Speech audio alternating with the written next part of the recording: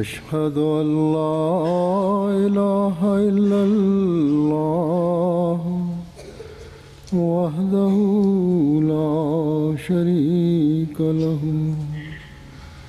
وأشهد أن محمدا عبده ورسوله أما بعد فأعوذ بالله من الشيطان الرجيم بسم الله الرحمن الرحيم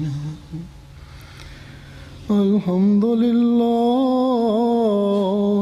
رب العالمين الرحمن الرحيم مالك يوم الدين إياك نعبد وإياك نستعين اهدنا الصراط المستقيم صراط الذين أنعمت عليهم غير المغضوب عليهم ولا الضالين كل من عليها فان ويبقى وجه ربك ذو الجلال والإكرام. इन आयात का ये तर्जुमा है Pustur kaže ajet koji sam proučio znači da sve što je ovdje prisutno na zemlji smrtno je, a onaj ko će ostati samo je slava i uzvišenost vašeg gospodara. Zatim Mesih Maud alejhi selam kaže u ovom pogledu da je sve smrtno i nestaje, a jedina slava i uzvišenost koja će ostati je vaš gospodar. I onda on kaže za sve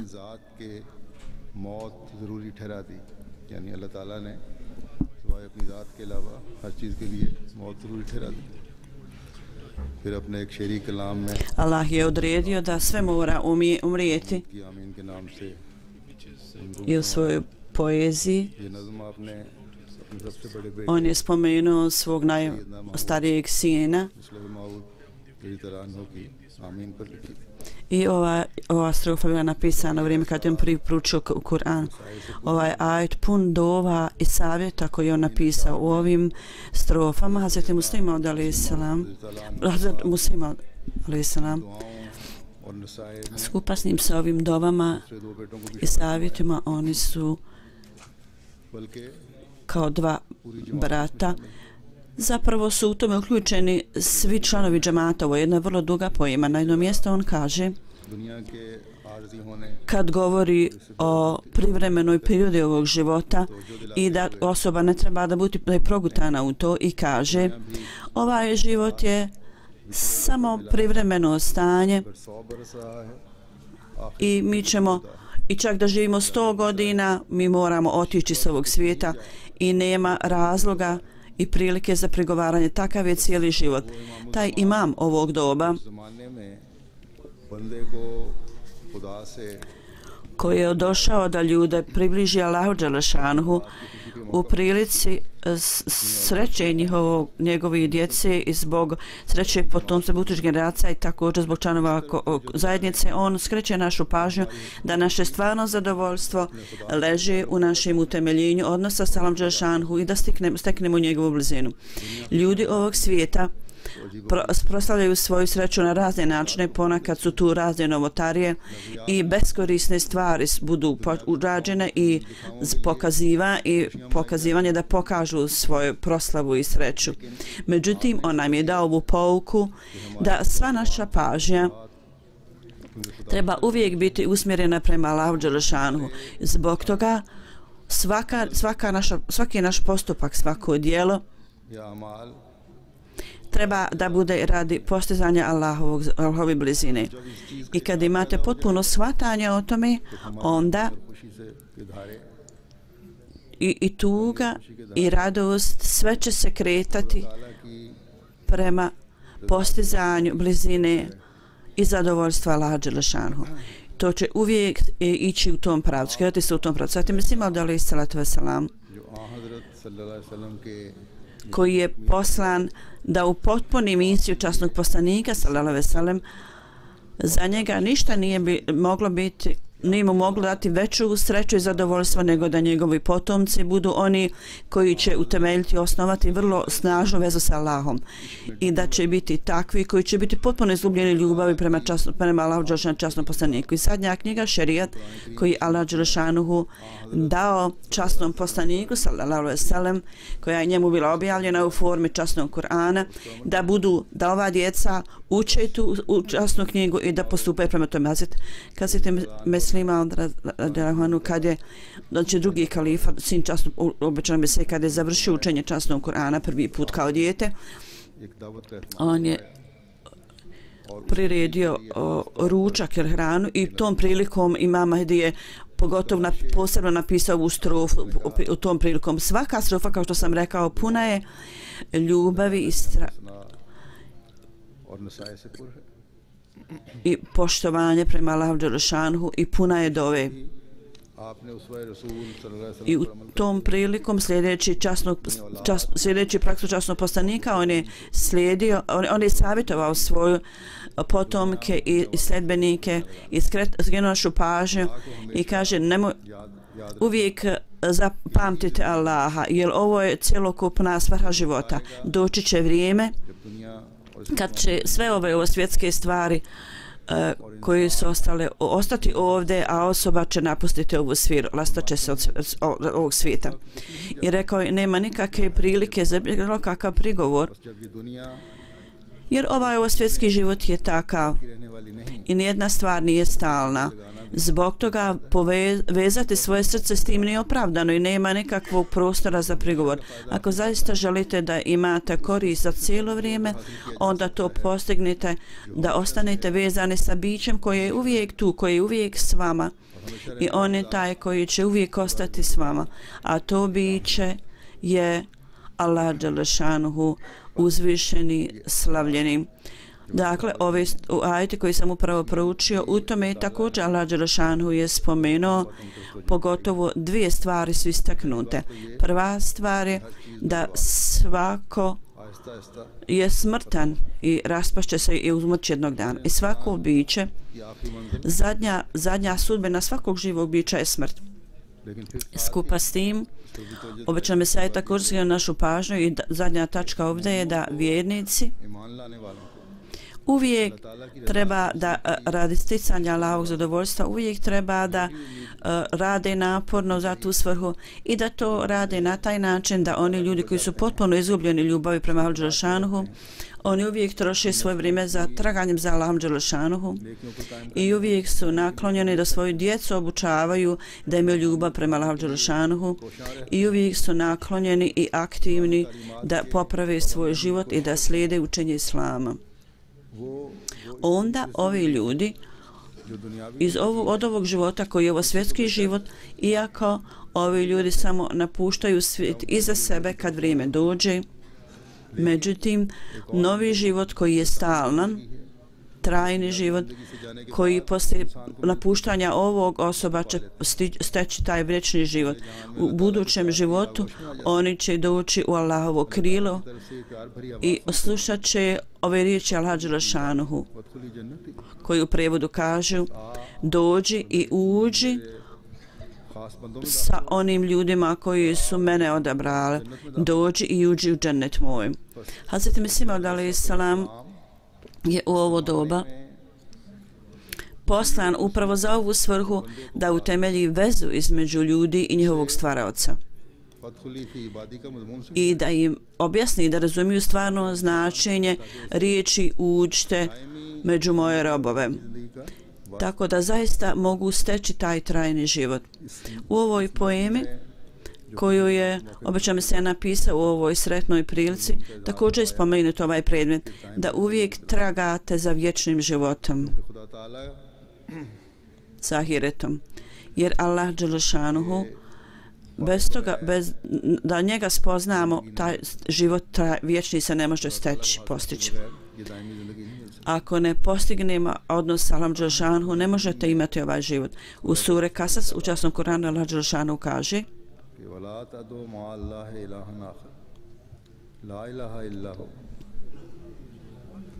kullu shay'in halikun illa wajha lahul hukmu wa ilayhi turja'un. Osim Allaha nemojte pozivati nikakvo drugo božanstvo, nema nikakvog božanstva da ga obožavate osim Allaha. Sve je određeno da bude uništeno osim onoga gdje je Allahova pažnja. Samo Allah ostaje. Nijedna osoba neće ostati zauvijek. Sve je smrtno. I svako se mora jednog dana njemu vratiti. Tako ovaj predmet je ovdje koji treba da zapamtimo i ovo je put koji treba da slijedimo i da težimo da ga slijedimo. Ovo je cilj koji treba da ostvarimo, da postignemo. Jer ovo je upravo sama svrha našeg stvaranja, kao što Allah dželešanu kaže: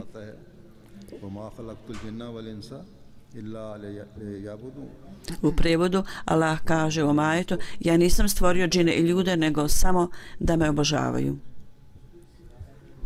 Ovaj predmet obožavanja će biti razumljen u vrijeme i bit ćete u stanju da naporno radite za postanje toga kad čvrsto budete ukorijenjeni u ovom shvatanju da je la ilaha illallah, da osim Allaha nema nikakvog drugog božanstva osim njega koji je vrijedan obožavanja. Sve stvari su smrtne i jednog dana će biti uništene osim onoga što je Allahova pažnja, osim Allaha. Allah skreće pažnju na ovo onim ljudima koji sa pobožnom namjerom njega obožavaju i nastoji da ga obožavaju i vjeruju da je on jedan i slijede njegove naredbe i nastoje najviše što mogu da slijede ove naredbe. Allah dželešanu kad objašnjava načine obožavanja, kad nam je rekao o tome, on standarde ovog obožavanja s ciljem da to postignemo i s ciljem da poliramo ove standarde, postoji razne prilike za to. I ovaj Ramazan Mubarek kroz koji prolazimo ovo vrijeme dolazi svake godine, tako da možemo spoznati svog stvaraoca Allaha dželešanuhu i da nas Allah spasi od uništenja i da podignemo standarde svog obožavanja. Isto tako treba da podignemo standarde naše duhovnosti. Sretni su dakle oni ljudi koji zaista se koriste iz ovih prilika i onda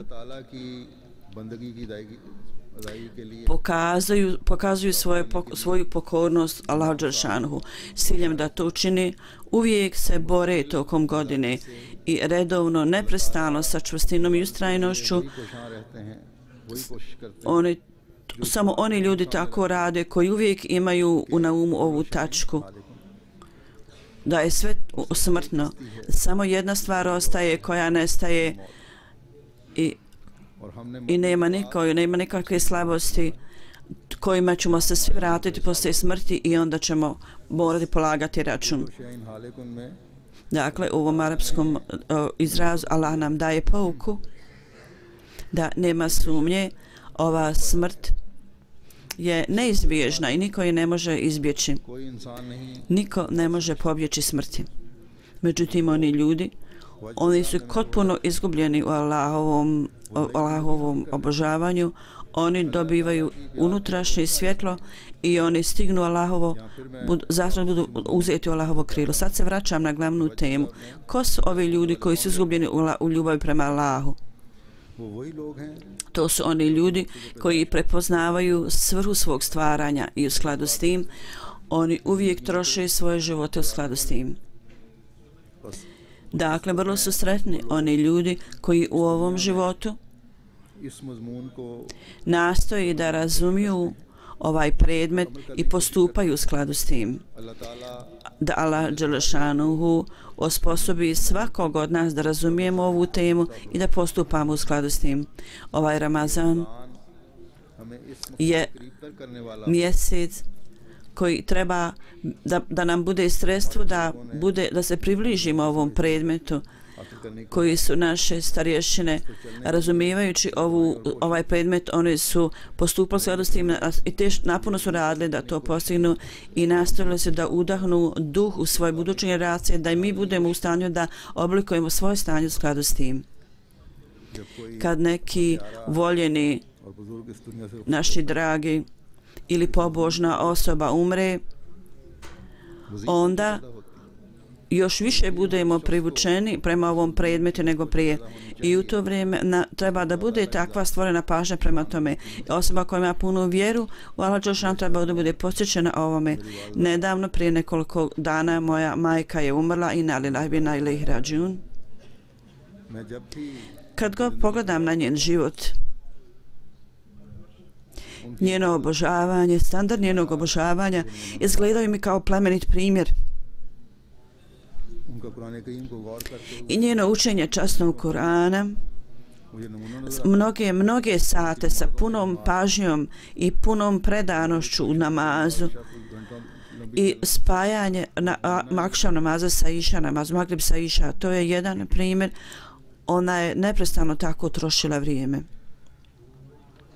Moja majka, Huzur kaže, bila je da iako ni bila živa u vrijeme obećanog Mesija alejhi selama, međutim ona je vidjela rani dio tog perioda i imala je ljubav Hazreti Kalifatul Mesih Evela i okoristila se od muškog i ženskog društva obećanog Mesija alejhi selam, oni koji su bili u njegovom društvu. Onda u periodu drugog halife, ona je bila najstarija kćerka Hazreti Muslima od drugog halife i bila je u stanju da se okoristi od društva svih ovih pobožnih osoba i rezultat je bio izvanredan, istaknut. Način na koji se ona ponašala, njeno vladanje, način kako je potrošila svoj život, to je vrlo je bilo jasno. Bilo je dostojanstvo i čast u tome koji treba da vidimo u osobi koja je vjernik. I ona je imala želju da i ja budem u ljubavi prema Allahu dželešanu. Ona je ovo spomenula u jednom od ovih pisanja u strofa. Ja sam zasigurno, kao što sam rekao, gledajući na njenu predanost i namaze, ja mogu vidjeti da njene dove i strofe koje je pisala, to nije kao pjesnika koji rade okolo i uprazno pišu. Zapravo je to bio glas njenog srca. Ja ću vam predstaviti neke strofe i ove pojme. Ona kaže u jednim od njih, obraćajući se Allahu, ona kaže: ljubav i naklonost je uvijek tu i svaki put ja tražim tvoje zadovoljstvo, o moj Allahu. Gubeći sve u poslušnosti, ja samo dobivam Allahovu potporu u mom srcu. Ja želim da samo tebe imam. I to je štit i blagoslov koji ja želim imati. Jedan put kad je mrtvo tijelo bilo odneseno na grob, časni poslanik je stajao tamo, nečije mrtvo tijelo. Jedan ashab je hvalio tu osobu i rekao je: dobro, tu je. Onda je on pitao šta je to što spominjao. On je rekao: jasno je da će ova osoba biti jedan od onih koji će biti u dženetu. Onda osoba očuje pobožnosti i dobrim stvarima, ljudi hvali, Allah napravi aranžman za oprost takvoj osobi. U vrijeme smrti moje majke, bezbroj pisama koje sam primio sa izrazom saučešća od ljudi koji su imali direktan odnos s njim, svi od njih spomenju dobre stvari o njenom plemenitom karakteru i sva ova pisma, način kako sam ja to isto tako vidio lično, ta pisma govori. उससे Istoga ja se nadam i molim da Allah Đelešanuhu je sigurno prihvatio njene dove, अपनी मग़फ़िरत da ja trebam oprost, में लपेट लिया होगा। da Allah Đelešanuhu je prekrije štitom svog oprosta. Ja sam siguran, uvjeren sam u to, ako Bog da će Allah je prekrije svojim oprostom.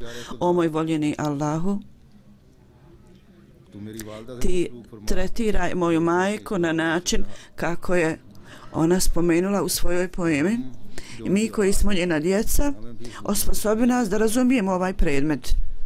हमें भी I svi mi u ovom životu i poslije naše smrti अपनी रहमत की चादर में uvijek nas omotaj और हम कभी u ogrtač svoje milosti i blagoslova i da nikada ne iziđemo izvan obećanja, očekivanja koje ona imala za svoju djecu. Da moj Allah osposobi njene buduće generacije da imaju iste vrline koje je ona očekivala od svoje djece. U pogledu nje, u vezi s njom, ja želim ukratko spomenuti neke stvari kao što sam rekao. Ona je bila najstarija kćer Hazreti Muslima od drugog kalife i poslije halifatul Mesiha drugu, ona je bila drugo dijete, ona je bila kćerka Saida Begum Sahiba koja je poznata Begum Nasir, Umi Nasir, majka Nasira. Ona je bila kod nje rođena. 1911. u oktobru. I tako treba spomene Umi Nasir. 1902. to je bilo. Saida Mahmuda Begum Sahiba, kćerka doktoru Rašid. Ona je bila njegova kćerka, Hazreti Kalifatu Rašidin Sahibu. U vezi francuskih žrtvovanja o njima Hazreti Fatul Mesih je spomenuo jedan put. Sada što on ne treba napravi nikakve, da daje nikakve financijske žrtve, on sve što radio dovoljno, međutim on je nastavio da se financijski žrtvuje do svog kraja. 1902. obavljen je nikah, 1903. su se oni uzeli. Hazreti Mesih Maud alejhi selam, kad je on predložio, onda je on napisao ovo.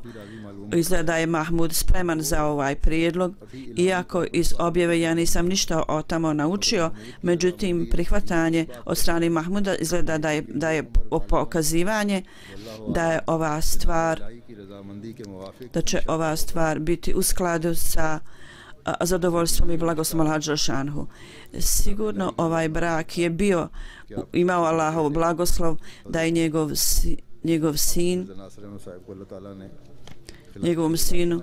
sinu Hazreti Muslima Maud alejhi selam je dat uže halifata. Nikah moje majke koji 2. jula 1929. sa mojim ocem Sajbida Mirza Mansur Ahmed Sahib, koji je bio sin Mirza Mansur Sahiba, i skupa s tim nikah Hazreti Kalifatul Mesiha trećeg je također bio. U to vrijeme u Mesdžid Aksa u Kadijanu on je održao vrlo dugu hudbu, vrlo dug govor ovom prilikom. U oba ova nikaha, prvi nikah je bio Hazret Mirza Nasir Ahmed Sahib Kalifatul Mesih treći, to je bio prvi halifat, a drugi, kao što sam rekao, je bilo nikah moje majke.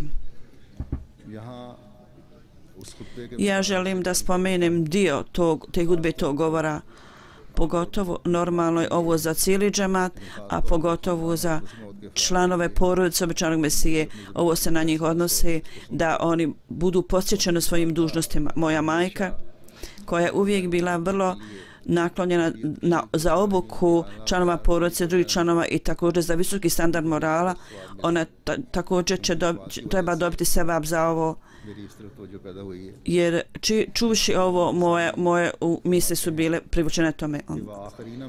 On je rekao u prijevodu, to znači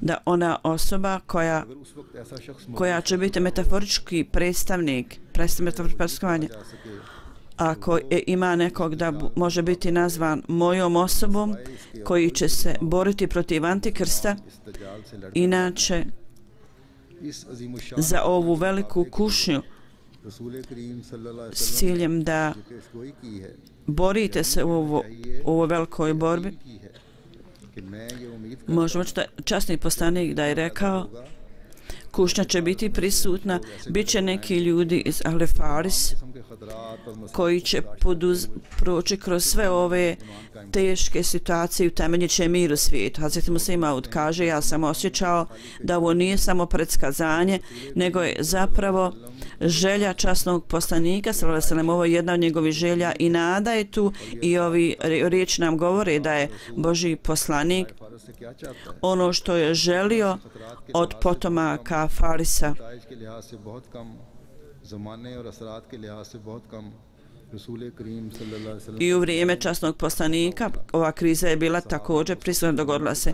Primjer koji su pokazali njegove ashabe, to je vrlo dobro zapisano i dokumentovano u knjigama historije.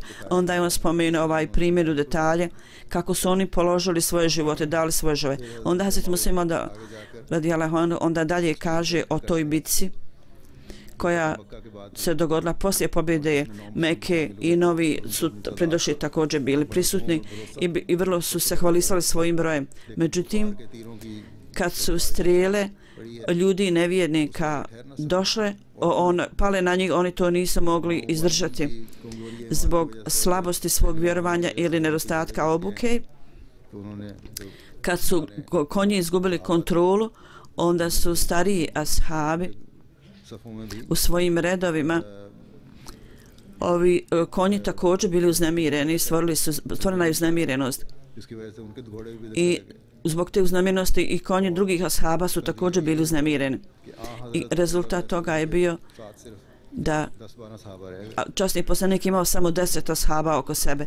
U to vrijeme, सहाबा को ख़ास तौर पर को pogotovo ashabi, सहाबा को बल्कि ख़ास तौर पर अंसार među njima Ansar, हज़रत सल्लल्लाहु अलैहि वसल्लम ने एक सहाबी časni poslanik je kroz ashabe najavio, rekao o Ansar, Božji poslanik vas poziva, zove. जब इनके सबके घोड़े I kad su njihovi konji gubili kontrolu i uprkos činjenici, oni su nastojali da okrenu svoje lice u drugom pravcu. Jedan ashab je rekao, गर्दनें mi smo tako snažno vukli njihove uzde, međutim, njihove glave su doticale stomak, ali se oni nisu okretali u tom pravcu. U to vrijeme je napaljena najava, Božji poslanik vas zove. सहाबा कहते हैं कि हमें ऐसे लगा जैसे Jedan ashab kaže, kao da je to bila strujni udar kroz naše tijelo i mi smo nastojali da kontrolišemo svoje životinje, međutim nije moguće, neki ljudi su bili uspješni u tome. तो सवारी पर I u tom stanju on je odgovorio na ovaj poziv.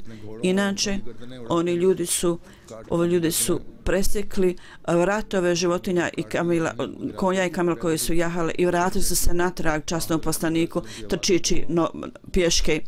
Hazreti Muslim Maud alejhi selam kaže, उस आवाज़ से ज़्यादा शान के साथ उस आवाज़ से ज़्यादा यकीन के sa साथ mnogo većom slavom एतमाद के साथ उस आवाज़ से ज़्यादा मोहब्बत के i साथ ljubavlju उस आवाज़ से ज़्यादा उम्मीद के साथ खुदा के prema tom glasu poslanik kako ih je zvao, oni su trčali na tak poslaniku. I on spominje i kaže da je u to vrijeme moje vrijeme će doći u mom umetu kad neće biti islama, smutnje Dajjala i Antikrista će biti prisutne i neće biti vjere.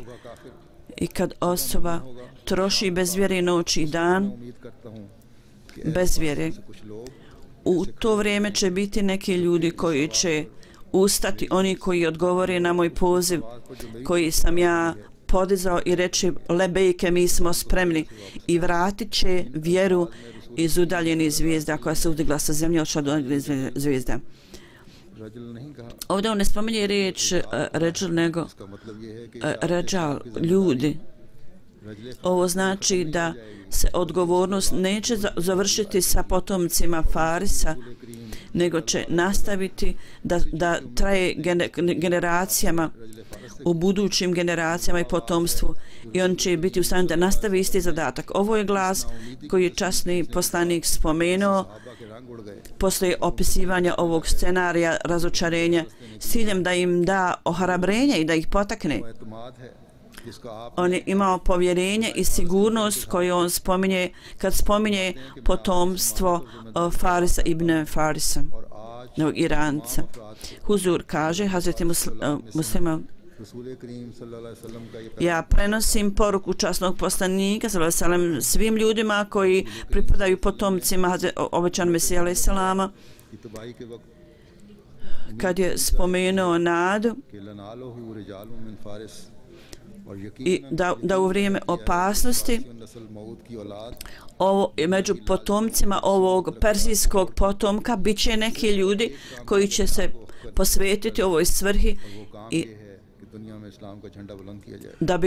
da bi islam proširio se širom svijeta i da se vjera vrati od udaljenih zvijezda na zemlju ljudima i da ljudi budu vraćeni Allahu dželle šanuhu.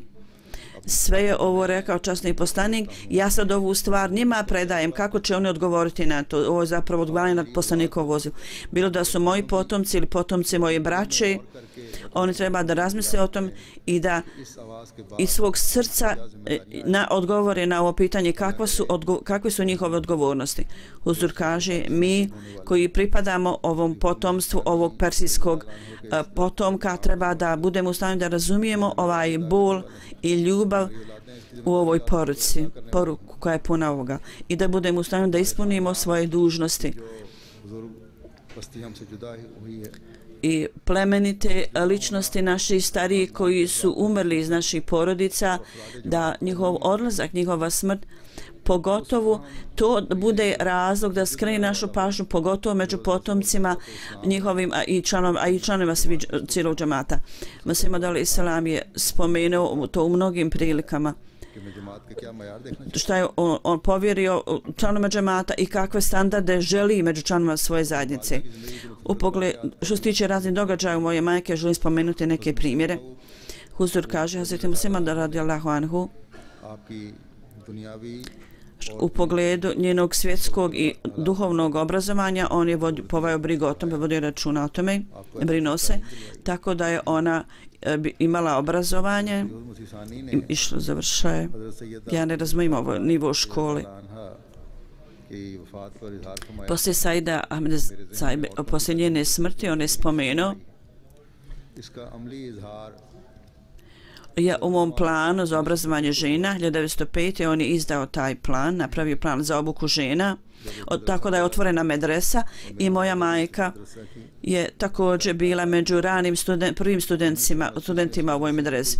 Bilo je samo 7 djevojaka koje su položile ispite za vjerske učenjake i moja majka je bila među njima. Hazreti Muslima radijallahu anhu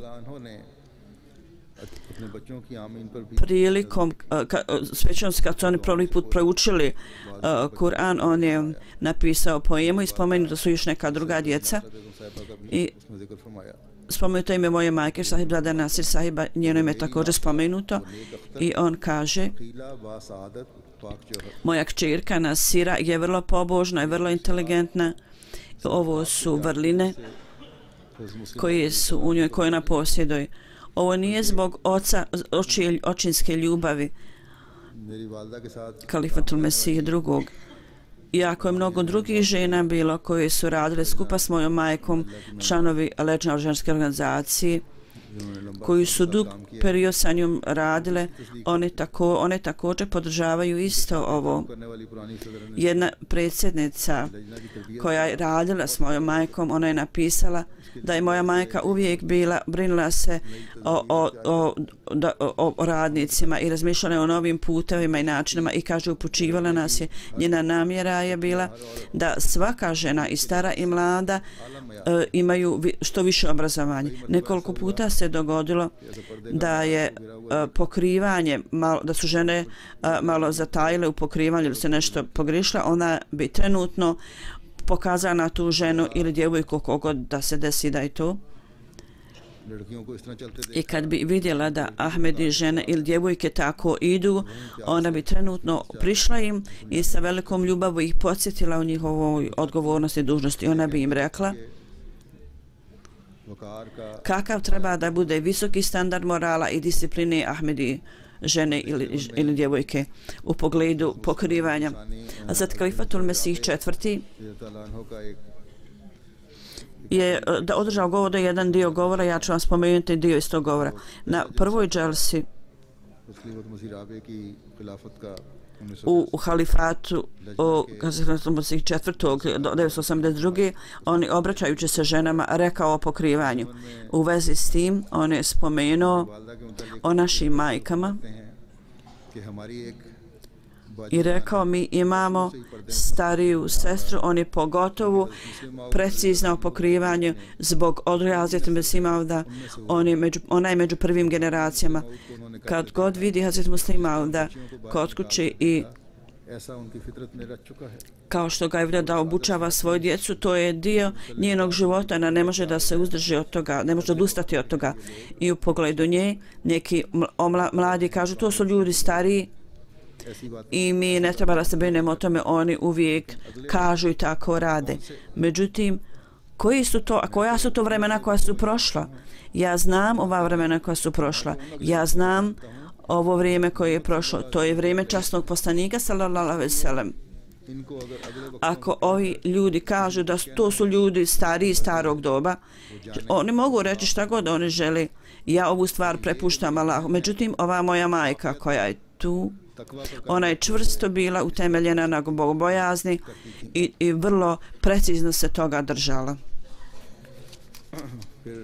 Onda u pogledu leđne ženske organizacije, kad je bila predsjednik ove organizacije dugi period vremena, njena namjera je bila da uvijek žene budu prve u svim programima i vrlo je naporno radila za tu svrhu. Ne samo da je traži položaj kao ponekad neki predsjednici ili u pomoćnim organizacijama tako rade, nego zapravo sa ovakvim razmišljanjem da u Rabbi gdje je sjedio, gdje je bio prisutan kalifa vremena, da niko ne bude u stanju da kaže da ima neki mračni dio u njihovim životima i ponašanju i da uprkos prisustva halife da standard bude slab. To je bila njena pažnja i njena namjera. I neko meni piše da ona koja je poduzimala odluke da su to bile dalekovidne odluke i ona je konsultovala druge žene i poštovala je svaki savjet i savjetovanje.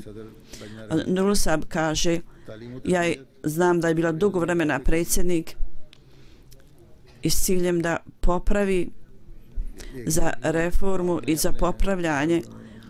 Ona je rekla svim članovima koji su s njom radili, rekla im zapamtite da uvijek treba da zapamtite neke strofe i duresamine zbirke poezije, vjerske poezije i da se intelektualno okoristimo i duhovno da se okoristimo i tako da uvijek u takmičenjima imamo prvo mjesto u Rabbi. Ona sama je zapamtila jako mnogo strofa i ovih vjerskih poema. Ja lično to znam da je moja majka znala na pamet priličan broj ovih strofa.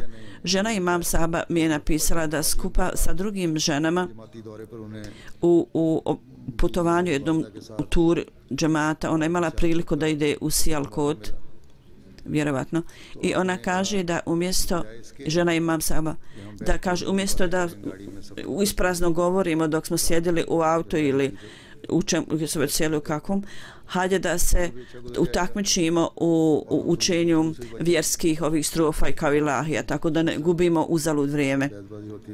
Na taj način potrošili vrijeme i svako je uživao u tom.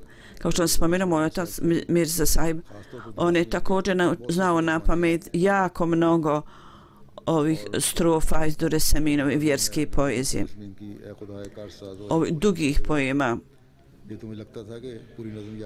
Izgleda kao da je cijelu knjigu znao na pamet. Kad god smo išli na putovanje, mi smo se takmičili u ovim, bila su dvije strofe, jedan moj otac i a s druge strane moja majka i sva djeca su također bila uključena u oba tima.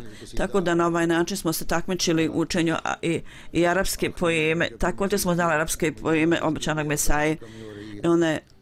I kasnije ona počela zaboravljati i ponekad nije bila u stanju da se sjeti ovih strofa, tako da kogod od njenih unučadi poslije smrti mog oca je znao to ili bi im davala knjigu da im uče to i ona je onda ili čitajući u knjizi ona bi učila ove poeme, ove ilahije. Ona bi cijelu arapsku ilahiju proučila i poslije toga išla u krevet. Ponekad neke strofe možda bi je zaboravila u kasnijem periodu života, međutim slično tome ja sam vidio da časni Kur'an ona učila sa velikom brigom i sa mnogo koncentracije i razmišljanja. Ona ga je učila i mnogo puta se dogodilo da u toku dana kad je bila slobodna od doma kućnih poslova, neki ljudi, bilo je nekoliko ljudi koji su je pomagali u kućnim poslovima, u poslovima džensi također provodila poslove džensi skupa s tim. Tako da posle učenja Kur'ana ujutro posle fadžr namaza, ja sam vidio da u toku dana, u sred dana, ona bi za neko vrijeme učila časni Kur'an, razmišljala o njegovom značenju. Ovo je također bio slučaj da ovo nije bio navika da ona pokazuje to, da razumije, nego je bila vrlo dobro upoznata. Znala je. Također čitala vrlo predano knjigu obećanog Mesaje.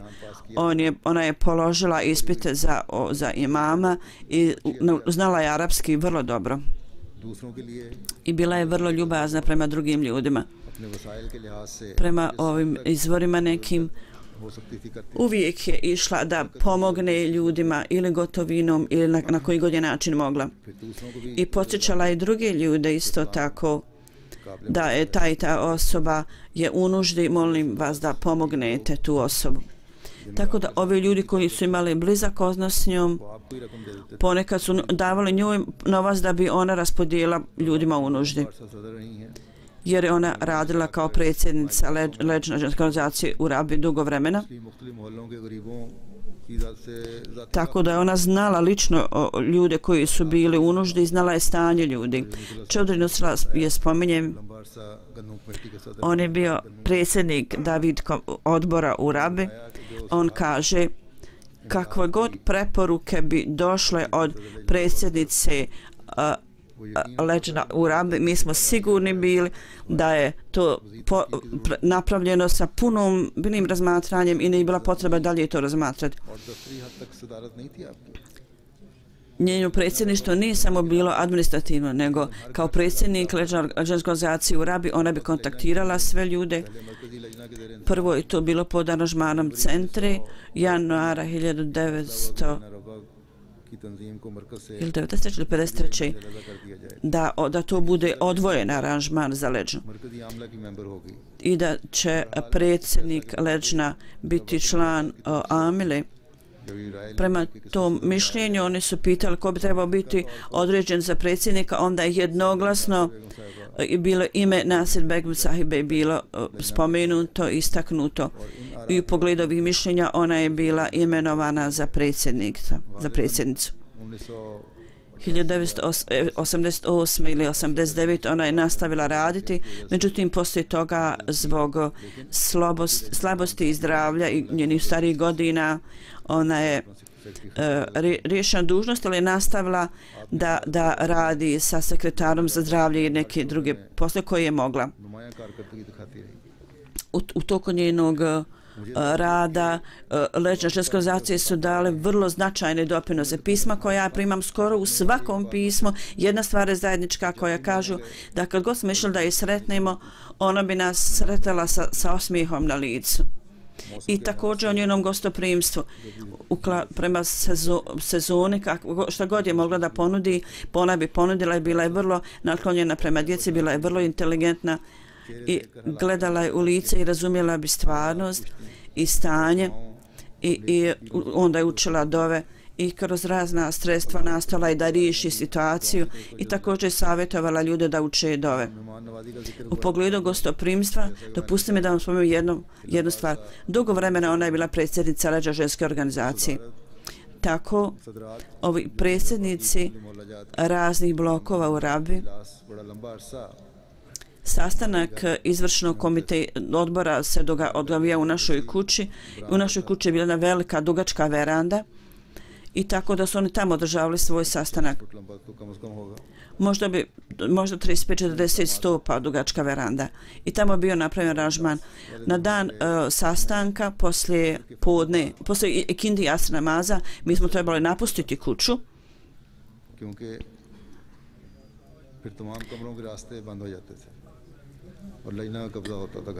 Jer leđna bi preuzela kontrolu o kući, inače bi, ako bi ostali u kući, onda ne bi mogli izići. Huzur kaže, ogroman broj, veliki broj žena, možda 150 ili 200 bi došle i tamo su servirale čaj ili sok, šta god je bilo na raspolaganju u to vrijeme i nešto da se pojede. Sve je to ona je to sve obavljala iz svog džepa. U pogledu gostoprimstva, jedan moj školski drug je spomenuo i rekao, ja sam sjedio s tobom, jedan hađi sahib, hađija, on bi dolazio, ona je čula glas te osobe hađije i Sejid Sahib kaže, ja sam sjedio tamo i ona me je pozvala i rekla, dovedi hađiju unutra i pitaj ga želi li jesti. Na ovaj način ona je vodila računa o gostoprimstvu. Ljubaznost prema drugim ljudima. U pogledu toga jedna osoba mi je napisala kako moja majka saznala da njegovo stanje nije vrlo dobro i da su nastojali da pošalju djecu u inostranstvo. Ona je poslala jednu seđadu i rekla ja sam klanjala i učila dove za tvoju djecu i ponesu seđadu da Allah otvori sredstva. Ova čovjek kaže Allah je tako napravio aranžmane i otvorio put da su sva djeca otišla, možda jedna osoba ostala i onda je nedavno dobio isto vizu da ide u inostranstvo. On kaže da ona je bila uvijek puna dova, uvijek je klanjala i činila dove i vrlo ljubazna bila. I pogotovo je učinila dove za tu osobu i poslala poruku. Jedan put je meni sama ona lično prenijela mi je san koji ja možda se ne sjećam, možda mi je prenijela dio, ali ona je spomenula da je vidjela časnog poslanika sallallahu alejhi ve sellem u snu i jedan put je rekla o svijetloj budućnosti Njemačke i također je vidjela san. Ovog puta kad sam ja otišao u Njemačku na putovanje, kad sam vidio veliki broj kontakata, sjetio sam se tog sna moje majke. I ja sam mislio da je to možda početak velikog napretka.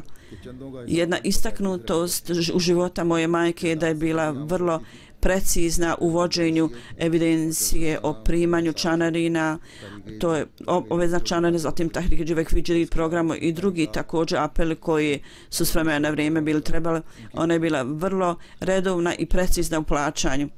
I dok sam ja bio u Rabi, ona je uvijek tražila od mene da vodim računa o plaćanju i stalno me pitala, tražila od mene da sve bude precizno uvedeno i tačno i na vrijeme. Ona je imala nekoliko izvora prihoda od svog imetka. Ako je bilo neko nerazumijevanje ili netačnost ili neki aranžman tu i tamo, ako je bilo pokazano da to treba nešto biti plaćeno, ona bi odmah to platila.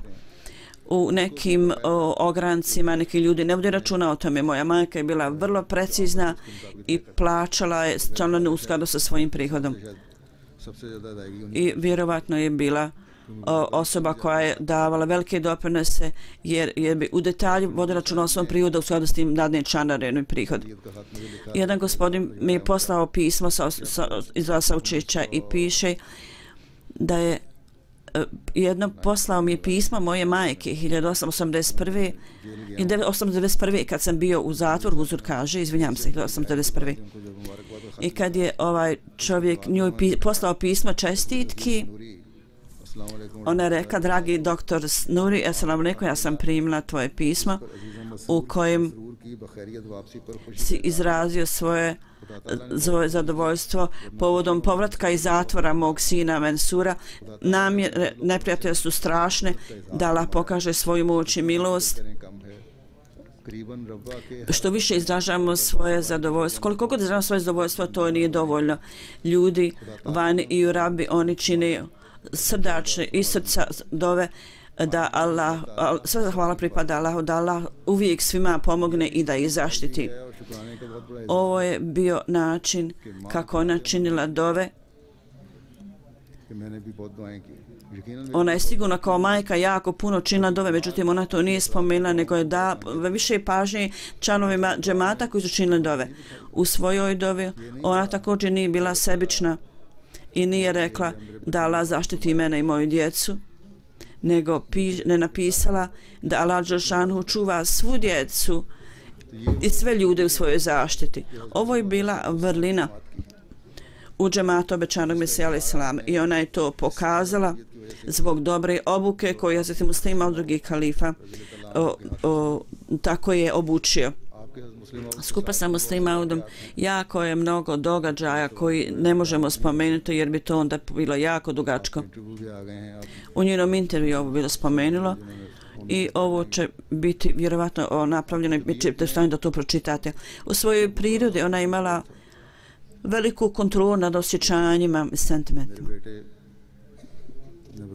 Moj sin mi je rekao kad je on bio tamo, na spominjanje moga imena ona bi postala vrlo emotivna, da Allah primi sve dove za mene i za moju braću i za moju djecu, da Allah primi sve moje dove.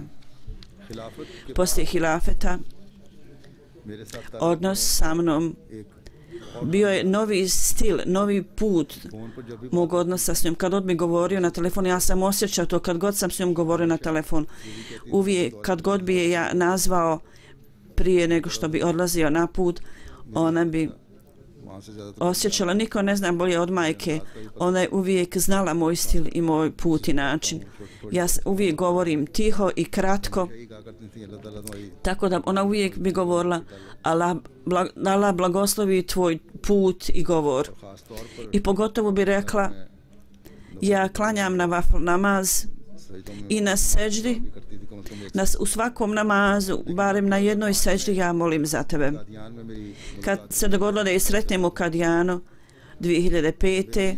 to je bila za mene neobična situacija.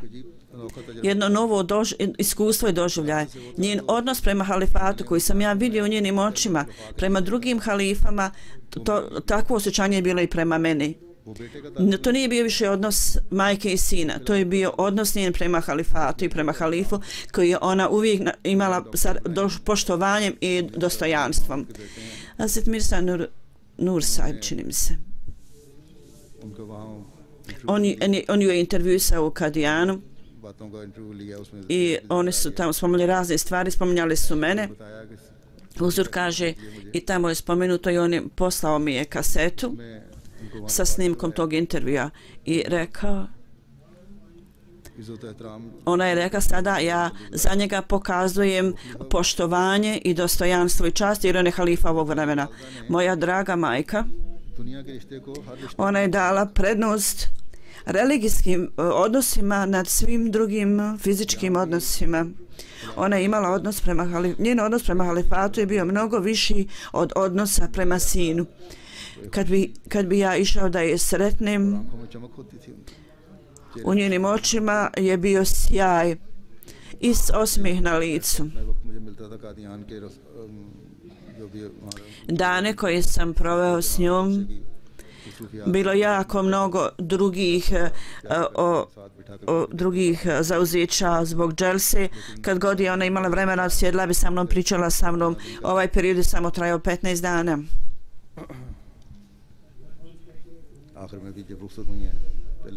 I kad je rekla, kad se oprostila od mene i otišla malo ranije, i ona me ispratila sa dovom, doktor Farah, koji je najmlađi sin Mir Sahiba, on mi je pisao da smrt Hazrat Khalifatul Masih IV, kad sam izrazio svoje sažaljenje, ona me je savjetovala i tražila dove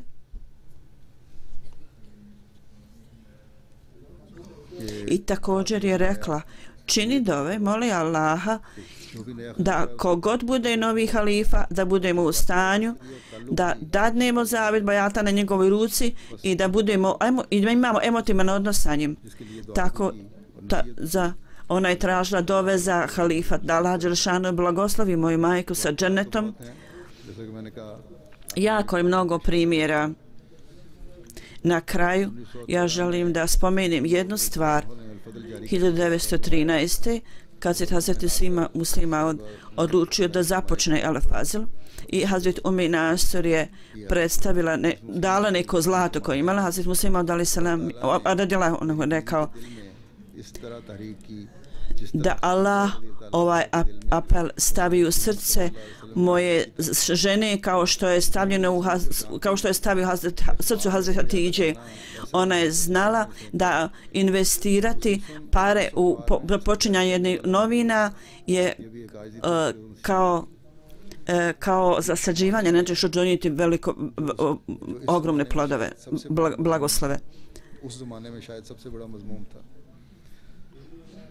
U to vrijeme je bio neka osoba koju ljudi nisu mnogo voljeli. Ona je dala 2 vrste zlata, nakita i dala je 2 naruknice. Jedna je bila naruknica koju je bila pripremila da iskoristi za ćerku Nasir Begum.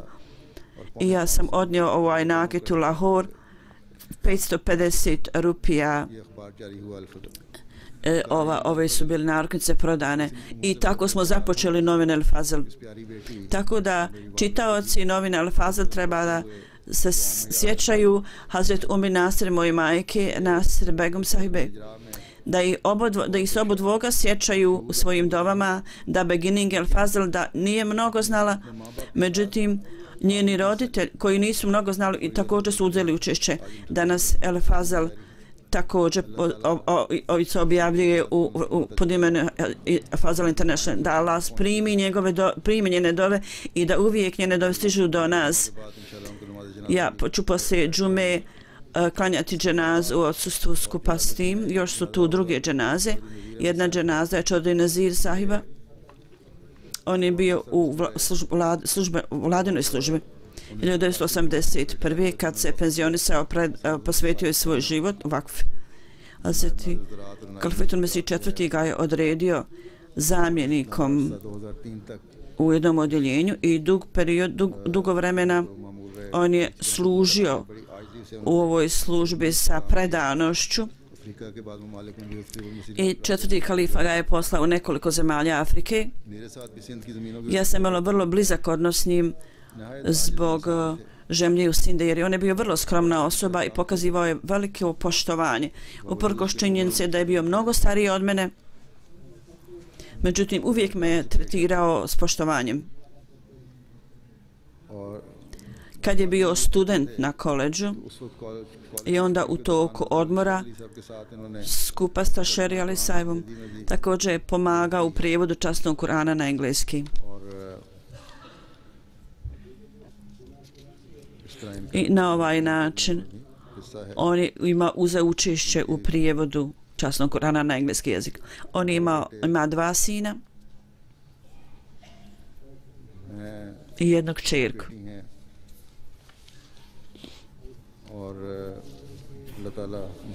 Da im Allah svima dadne utjehu i da uzdigne položaj Čodri sahiba.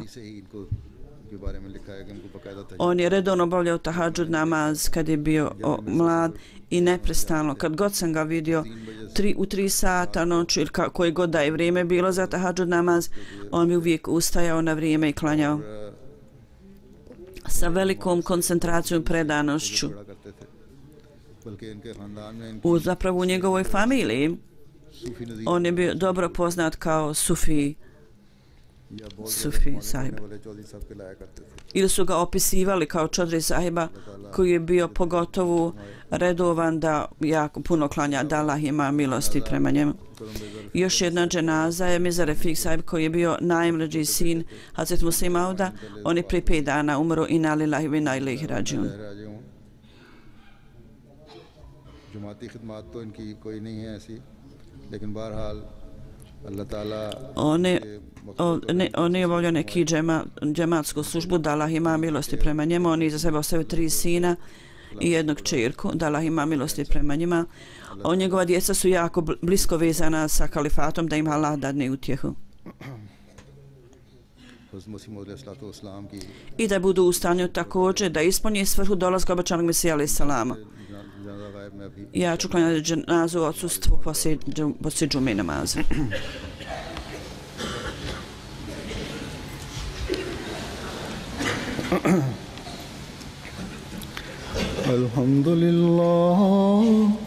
Alhamdulillah nahmaduhu wa nasta'inuhu wa nastaghfiruhu wa nu'minu bihi wa natawakkalu alayhi wa na'udhu billahi min shururi anfusina wa min sayyiati a'malina.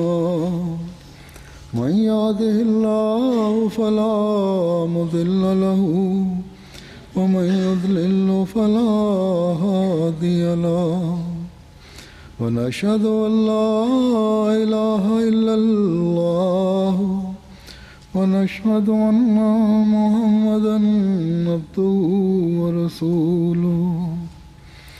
عباد الله رحمكم الله إن الله يأمر بالعدل والإحسان وإيتاء ذي القربى وينهى عن الفحشاء والمنكر والبغي يعظكم لعلكم تذكرون.